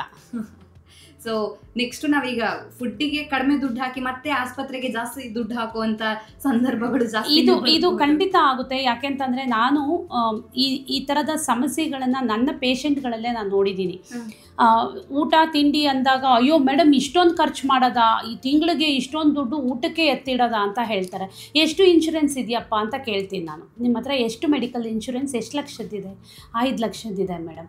5 ಲಕ್ಷದ ಮೆಡಿಕಲ್ ಇನ್ಶೂರೆನ್ಸ್ ಇದ್ದರೆ ಒಂದು ಸಲ ನೀವೇನಾದರೂ ಹಾರ್ಟ್ ಸಮಸ್ಯೆ ಬಂದು ಆಸ್ಪತ್ರೆ ಅಡ್ಮಿಟ್ ಆದರೆ ನಿಮ್ಮ 5 ಲಕ್ಷದ ಇನ್ಶೂರೆನ್ಸು ಅದರ ಕಾಲು ಭಾಗನೂ ಕವರ್ ಮಾಡೋದಿಲ್ಲ. ಅಷ್ಟನ್ನು ಆ ಸಮಸ್ಯೆಯನ್ನು ತಂದ್ಕೊಳ್ಳೋದಲ್ಲದೆ ಲೈಫ್ ಲಾಂಗ್ ಮೆಡಿಸಿನ್ ಮೇಲೆ ನಿಂತ್ಕೋಬೇಕು. ಇಂಥ ಸಮಸ್ಯೆ ತಂದ್ಕೊಳ್ಳೋದು ನಿಮ್ಗೆ ಓಕೆನಾ?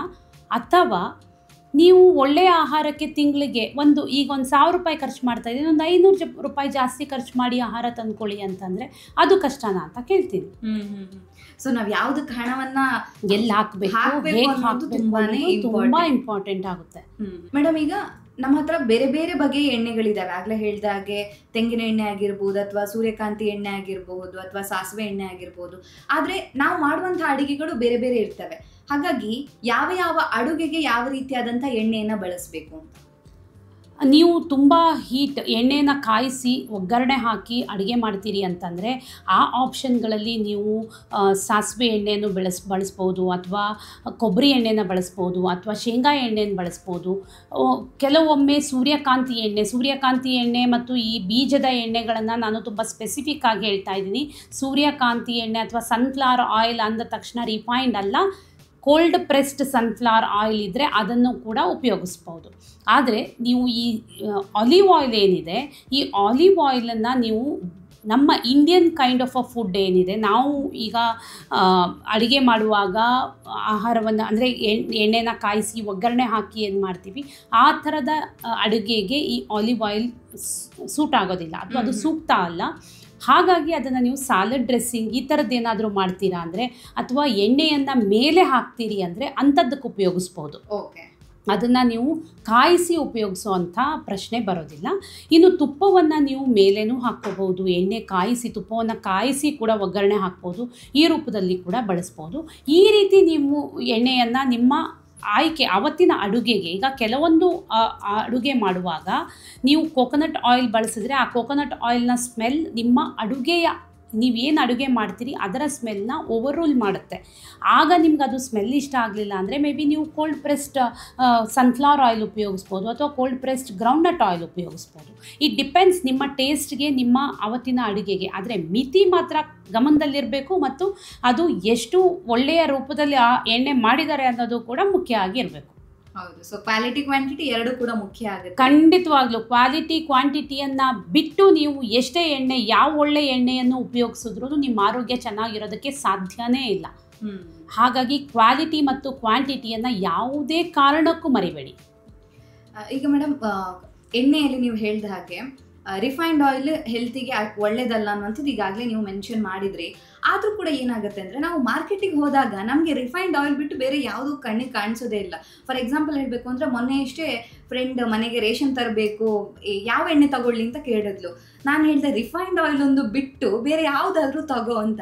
ಆದರೆ ಅವಳು ಹುಡುಕಿದಾಗ ಅಲ್ಲಿ ರಿಫೈನ್ಡ್ ಆಯಿಲ್ ಅಷ್ಟೇ ಕಾಣಿಸ್ತು, ಅದನ್ನು ಬಿಟ್ಟು ಬೇರೆ ಎಲ್ಲೂ ಕಾಣಿಸ್ಲೇ ಇಲ್ಲ. ಸೊ ಜನರಿಗೆ ಏನಾಗುತ್ತೆ ಅಂದರೆ, ರಿಫೈನ್ಡ್ ಆಯಿಲ್ ಹೆಲ್ತಿಗೆ ಒಳ್ಳೇದಲ್ಲ ಅನ್ನೋಂಥದ್ದು ಗೊತ್ತು, ಆದರೆ ಮಾರ್ಕೆಟಿಗೆ ಹೋದಾಗ ಕಣ್ಣಿಗೆ ಬೀಳೋದೇ ಅದು, ಅಥವಾ ಅಲ್ಲಿ ಆಪ್ಷನ್ನೇ ಅದೇ ಇರುತ್ತೆ.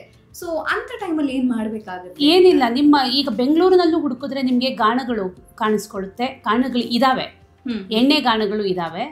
May be cold pressed oil ತೆಗೆಯುವಂಥ ಎಣ್ಣೆಯ ಅಂಗಡಿಗಳು ನಿಮಗೆ ಬೆಂಗಳೂರಲ್ಲೂ ಇದ್ದಾವೆ. ಮತ್ತು ಅಂಥ ಎಣ್ಣೆಗಳನ್ನು ಮಾರ್ಕೆಟ್ ಮಾಡುವವರು ಅಥವಾ ಅದನ್ನು ತಯಾರು ಮಾಡಿ ಸೇಲ್ ಮಾಡುವವರು ನಿಮಗೆ ಬೇಕಾದಷ್ಟು ಜನ ಸಿಗ್ತಾರೆ. ಇಂಥ ಎಣ್ಣೆಗಳನ್ನು, ಮತ್ತು ಹಳ್ಳಿನಲ್ಲಂತೂ ಇದು ದೊಡ್ಡ ಕಷ್ಟನೇ ಅಲ್ಲ. ಹೌದು ಹೌದು. ಅಲ್ಲಿ ಈ Tier 2 Tier 3 ಸಿಟೀಸಲ್ಲಂತೂ ಇಂಥವೆಲ್ಲ ಭಾಳ ಈಸಿಯಾಗಿ ಸಿಗುತ್ತೆ. ಸೊ ಹಾಗಾಗಿ ನಿಮ್ಮ ಸುತ್ತ ಇರುವಂಥ ಇಂಥ ಎಣ್ಣೆಯ ಮಳಿಗೆಗಳನ್ನು ಅಥವಾ ಗಾಣದ ಎಣ್ಣೆ ತೆಗೆಯುವಂಥ ಜಾಗವನ್ನು ಗುರುತು ಮಾಡ್ಕೊಳ್ಳಿ.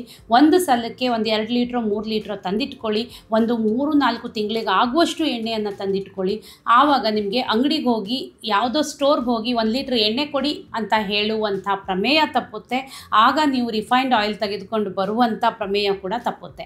ಆಮೇಲೆ ಮಾರ್ಕೆಟಿಂಗ್ ವಿಚಾರಕ್ಕೆ ಬಂದಾಗ ರಿಫೈನ್ಡ್ ಆಯಿಲ್ನ ಮಾರ್ಕೆಟಿಂಗ್ ಬಹಳ ಜೋರಾಗಿ ನಡೀತಾ ಇದೆ ಮತ್ತು ಅದು ಈಸಿಯಾಗಿ ಮಾಡ್ತಾ ಇದ್ದಾರೆ. ಎಲ್ಲ ಸ್ಟೋರ್ಗಳಲ್ಲೂ ಅದರ ಅವೈಲಬಿಲಿಟಿ ಇರೋದ್ರಿಂದ ಜನಕ್ಕೆ ಮತ್ತು ಜನರಿಗೆ ಕೂಡ ಇದರ ಅರಿವು ಇಲ್ಲದೆ ಇರೋದ್ರಿಂದ, ಅರಿವಿನ ಕೊರತೆ ಕೂಡ ಇರೋದ್ರಿಂದ ಎಣ್ಣೆ ಅಂತ ಬಂದಾಗ ರಿಫೈನ್ಡ್ ಆಯಿಲ್ ಹೋಗಿ ತಗೊಳ್ತಾರೆ. ಹಾಗಾಗಿ ನಿಮ್ಮಂಥವರು ಆದಷ್ಟು ಇಂಥ ಎಣ್ಣೆಗಳನ್ನು ತಿನ್ನಬೇಡಿ ಅನ್ನೋದನ್ನು, ಈಗ ನಾನು ಎಷ್ಟು ಹೇಳಿದ್ರೂ ನಾನು ಎಲ್ಲ ಜನರನ್ನು ತಲುಪೋದಕ್ಕೆ ಸಾಧ್ಯ ಇಲ್ಲ.